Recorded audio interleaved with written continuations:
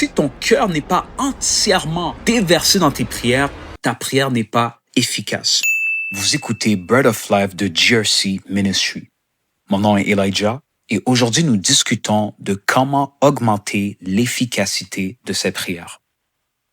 En tant que chrétiens, nous sommes appelés à prier sans cesse. Mais on réalise au courant des années que ce n'est pas n'importe quel type de prière que le Seigneur va recevoir. On va même lire dans Jacques 4, verset 3, « Vous demandez et vous ne recevez pas, parce que vous demandez mal, dans le but de satisfaire vos passions. » Et donc ce verset nous laisse savoir qu'il y a une manière de demander. Il y a une manière de communiquer avec Dieu. Il y a une manière vraiment de prier afin qu'on puisse en voir des résultats. Comment augmenter l'efficacité de ces prières? On a Jacques 5, verset 16 qui va nous dire ceci. « Confessez donc vos péchés les uns aux autres et priez les uns pour les autres, afin que vous soyez guéris. La prière fervente du juste a une grande efficacité. » Premièrement, on va voir que ce n'est pas la prière de n'importe qui est efficace.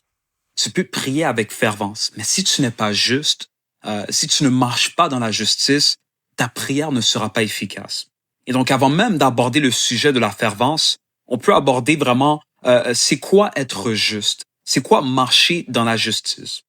De manière simple, la justice, c'est de faire ce qui est droit aux yeux de Dieu. C'est de faire ce que Dieu nous demande de faire. Et c'est ainsi que, en faisant ce que Dieu te demande de faire, en d'autres mots, en marchant dans l'obéissance, tu deviens cette personne-là qui marche dans la justice. Ésaïe 33, versets 15 à 17 va nous dire ceci. « Celui qui marche dans la justice et qui parle selon la droiture, qui méprise un gain acquis par extorsion, qui secoue les mains pour ne pas accepter un présent, qui ferme l'oreille pour ne pas entendre des propos sanguinaires et qui se borne les yeux pour ne pas voir le mal. Celui-là habitera dans des lieux élevés. Des rochers fortifiés seront sa retraite. Du pain lui sera donné. De l'eau lui sera assurée. » Verset 17. « Tes yeux verront le roi dans sa magnificence. Ils contempleront le pays dans toute son étendue. » Et donc, on voit que celui qui marche dans la justice est celui qui a un héritage, est celui qui plaît au Seigneur. Et c'est celui, en fait, que Dieu écoute. Et donc, lorsque tu marches dans la justice, Dieu entend tes prières. Mais ça ne s'arrête pas là. Comme on l'a lu dans Jacques 5, verset 16, c'est la prière fervente du juste qui est d'une grande efficacité. Et donc, maintenant qu'on a exploré le sujet de la justice, c'est quoi une prière fervente? Voici la définition du mot fervent. Personne animée d'un grand enthousiasme par une activité quelconque. Et ça va aussi dire passionné. Et donc, il te faut être passionné dans tes prières. Il te faut vraiment mettre ton cœur dans tes prières afin que ta prière soit vue comme une prière efficace aux yeux de Dieu. Vous savez, lorsqu'on parle à quelqu'un qu'on aime, on va parler à cette personne avec passion. Lorsqu'on communique avec quelqu'un qu'on apprécie, on ne prendra pas à la légère nos communications avec cette personne. Et donc, lorsque la Bible nous dit « Tu aimeras l'Éternel ton Dieu de tout ton cœur, de toute ton âme et de toute ta force », lorsque tu parles à Dieu et que tu l'aimes réellement de toute ton âme, de toute ta force, de tout ton cœur, naturellement, tes prières seront ferventes. En d'autres mots, tu vas prier avec passion. Pourquoi? Parce que tu aimes réellement le Dieu à qui tu parles. Et c'est drôle parce que le contraire du mot fervent, ça va être indifférent. Et malheureusement, plusieurs chrétiens de nos jours sont indifférents dans la présence de Dieu, sont indifférents face à ce que Dieu fait dans leur vie. Plusieurs chrétiens sont indifférents en allant à l'église. Ils n'ont aucune passion. Ils sont presque même désintéressés. Et donc, lorsque cette personne vient pour prier, c'est normal que cette prière ne soit pas efficace. Parce que Dieu voit une prière qui est vide, une prière qui n'est pas faite avec le cœur. Et c'est intéressant parce que la parole va nous dire, l'homme regarde à l'apparence, mais Dieu regarde au cœur. Et donc, si ton cœur n'est pas entièrement déversé dans tes prières, ta prière n'est pas efficace. Et donc, premièrement, pour une prière efficace, tu dois marcher dans la justice. Tu dois faire ce que Dieu veut. Deuxièmement, tu dois marcher avec fervence. Tu dois prier de manière fervente. En d'autres mots, tu dois prier, tu dois être passionné. Right? Ta prière ne doit pas être une prière vide, une prière routinière. mais ça doit être une prière remplie de passion, une prière intentionnelle. Un autre truc pour avoir des prières efficaces, c'est de connaître la parole de Dieu. Vous savez, la parole va dire dans Ésaïe 55, verset 11, « Ainsi en est-il de ma parole qui sort de ma bouche. Elle ne retourne point à moi sans effet, sans avoir exécuté ma volonté et accompli mes desseins. » Tout ce que Dieu déclare est extrêmement efficace parce que tout ce que Dieu dit a un effet. Tout ce que Dieu dit doit exécuter sa volonté. Et donc, la meilleure manière de prier, c'est de prier selon la parole de Dieu. Mais pour prier selon la parole de Dieu, tu dois connaître la parole de Dieu. Et c'est là que plusieurs chrétiens manquent la cible. Tu ne connais pas la parole et donc tes prières sont peut-être passionnées, mais il manque de substance parce que Dieu répond à une chose et c'est à sa propre parole.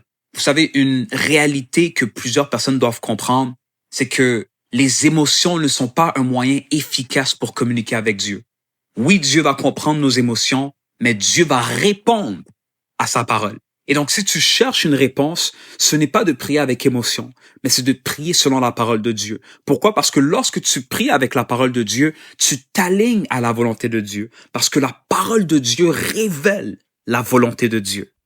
Un chrétien immature va prier selon les émotions, mais un chrétien mature va prier selon la parole de Dieu. Qu'est-ce que Dieu dit par rapport à ta situation? Qu'est-ce que Dieu désire de toi? Une fois que tu es aligné avec ces choses, tu es en position pour voir des résultats rapides suite à tes prières. Josué 1, verset 8 va nous dire ceci. « Que ce livre de la loi ne s'éloigne point de ta bouche. Médite-le jour et nuit pour agir fidèlement selon tout ce qui y est écrit. C'est alors que tu auras du succès dans tes entreprises. C'est alors que tu réussiras. » Et donc, clairement, le Seigneur nous laisse savoir que lorsqu'on médite la parole de Dieu jour et nuit, c'est ainsi qu'on a du succès dans toutes nos entreprises. Pourquoi? Parce que lorsque tu lis la parole de Dieu, tu sais maintenant comment communiquer avec Dieu. Tu sais maintenant comment vivre ta vie.